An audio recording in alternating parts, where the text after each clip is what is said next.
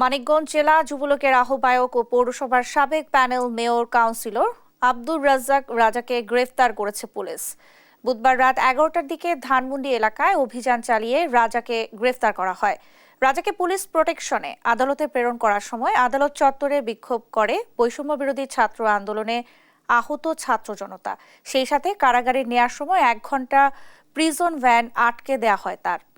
রাজার বিরুদ্ধে 3টি মামলা রয়েছে। গত বছরে 18 জুলাই ও 4 আগস্ট মানিকগঞ্জে বৈষম্য বিরোধী ছাত্র জনতার উপর সশস্ত্র হামলা, নাশকতা এবং জেলা বিএনপির কার্যালয়ে অগ্নিসংযোগের অভিযোগে মামলা দায়ের করা হয় বলে জানায় পুলিশ।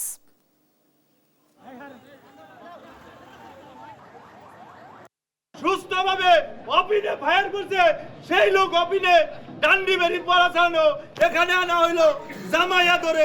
এটা কি বুঝাতে চাই আমাদের? ওই দিন একটা মেয়েরে ছাড়ে নাই, রক্তাক্ত ভাবে আমাকে কুবাইছে, লাঠি চার্জ করছে, পুলিশরা দাঁড়ায় দাঁড়ায় দেখছে, তামাশা দেখছে, সেভ করে নাই। আজকে ওকে কেন সেভ করতেছে?